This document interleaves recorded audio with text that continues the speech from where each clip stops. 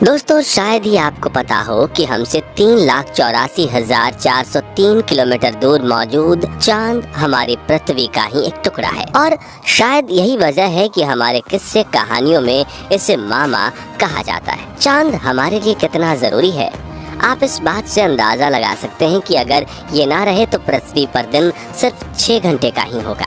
चांद के बारे में रिसर्च करने के लिए नए नए मिशन लॉन्च होते रहते हैं और इन्हीं में से एक है हाल ही में इसरो द्वारा लॉन्च किया गया चंद्रयान-3 मिशन, जो चांद के उस हिस्से में उतरने जा रहा है जिसके बारे में हमारे वैज्ञानिकों को कुछ भी पता नहीं है। चांद पर अब तक सिर्फ 12 एस्ट्रोनॉट्स ही अपने कदम रख पाए हैं और वो सभी सही सलामत वापस पृथ्वी पर भी लौट आए हैं। लेकिन इसके बावजूद बहुत कम लोग ये बात जानते हैं कि अमेरिका के एक महान साइंटिस्ट की कब्र वहाँ मौजूद है। और वो वहाँ कैसे पहुँचे? 1972 के बाद कोई चांद पर क्यों नहीं गया? और क्या है चांद की भयानक दुनिया के गहरे राज? आइए इस सब के बारे में जानते हैं। दोस्तों, सबसे पहले हम बात करते हैं आखिर चांद वजूद में कैसे आया। इसे समझने के लिए चलते हैं 4.5 बिलियन साल पहले। उस समय थिया नाम का एक बड़ा सा पिंड 15 किलोमीटर पर सेकंड की रफ्तार से पृथ्वी की ओर आते हुए पृथ्वी से टकरा गया। इस पिंड का साइज मार्स यानी मंगल ग्रह के बराबर था, जिसका टकराना इतना तेज हुआ कि थिया और पृथ्वी के कई छोटे छोटे टुकड़े बिखर गए।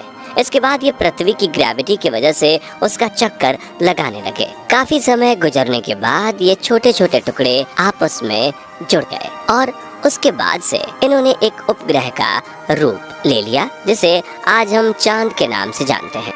धूल और मलबे से बने इस चांद का वजन 81 अरब टन है, जो देखने में तो पृथ्वी से गोल नजर आता है, लेकिन इसकी शेप अंडाकार है। आपको बता दें कि हमारे सौर मंडल में टोटल 181 उपग्रह हैं और साइज के मामले में चंद्रमा 5वें स्थान पर आता है। चांद का डायामीटर पृथ्वी के डायामीटर का सिर्फ 1/4 है और आपको जानकर हैरानी होगी कि पृथ्वी में लगभग 49 चंद्रमा समा सकते हैं। वैज्ञानिकों का कहना है कि हर साल चंद्रमा धरती से 3.78 सेंटीमीटर दूर होता जा रहा है। अगर इस तरह 50 अरब साल तक यही होता रहा तो धरती की परिक्रमा करने में चंद्रमा को 47 दिन लगेंगे, जबकि अगर बात करें तो अभी इसे पृथ्वी की परिक्रमा करने में 28 दिन लगते हैं। अब चांद यहाँ से तो एक चमकीली हुई बॉल नजर आता है, लेकिन क्या आपने कभी सोचा है कि वो अपनी सतह से कैसा नजर आता होगा? वहाँ का वातावरण कैसा होगा? इसके बारे में रिसर्च करने के लिए हाल ही में इसरो ने चंद्रयान-3 मिशन को लॉन्च किया है, जो बहुत ही तेजी से चांद की तरफ बढ़ रहा है और अगले महीने ही उसकी सतह पर पहुंचकर वहां के ऐसे ऐसे राज से पर्दा उठाएगा जो अब तक एक रहस्य बने हुए हैं। चंद्रयान-3 मिशन का मकसद चांद पर मौजूद मिट्टी, वातावरण और ठोस रूप में मौजूद पानी के बारे में जांच करना है, ताकि ये पता लगाया जा सके कि उपग्रह मानव के रहने लायक है या नहीं।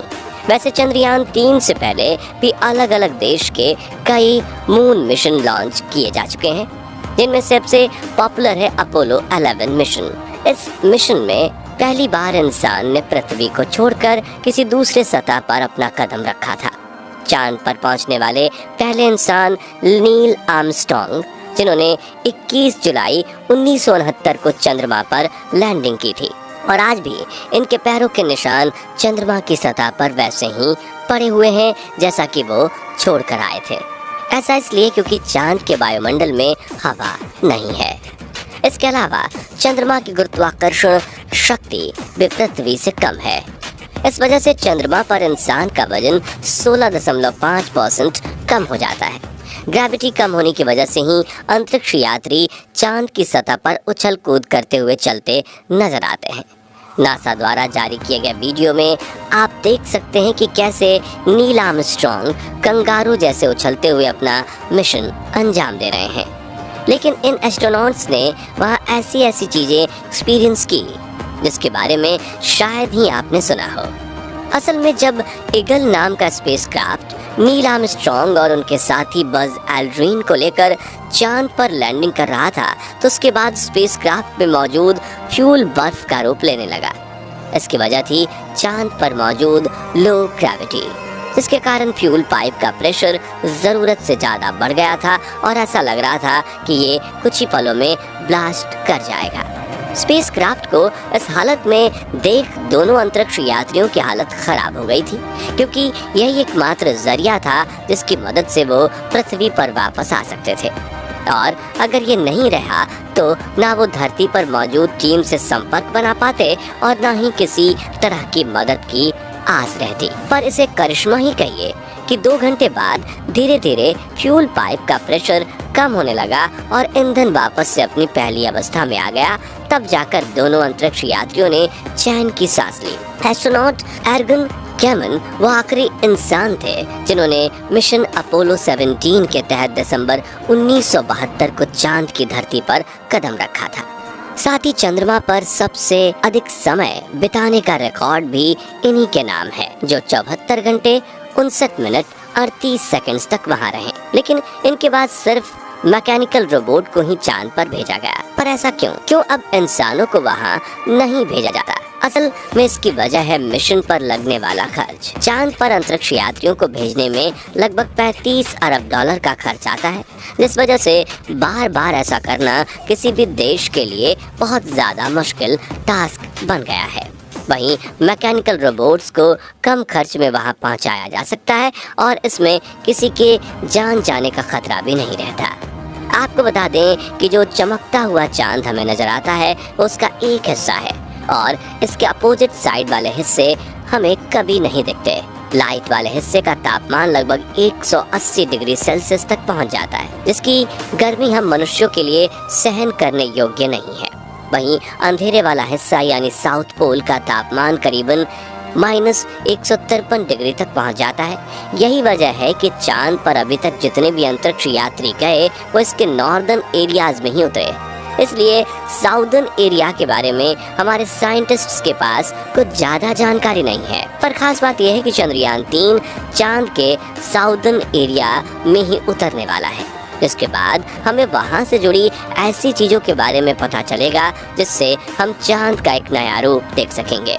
चंद्रयान 2 को भी इसी हिस्से में लैंड कराने की कोशिश की गई थी, लेकिन उसी दौरान वो क्रैश हो गया था। वैज्ञानिकों की माने तो चंद्रमा की सतह पर धूल का गुब्बार सूर्योदय और सूर्यास्त के समय पर मंडराता रहता है।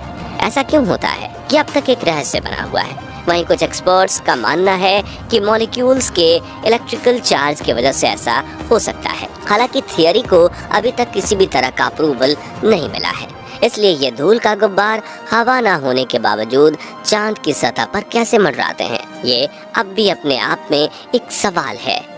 लेकिन चांद पर भी दाग है, ये कोट तो आपने जरूर सुना होगा, पर दाग किस चीज का है क्या आपको पता है?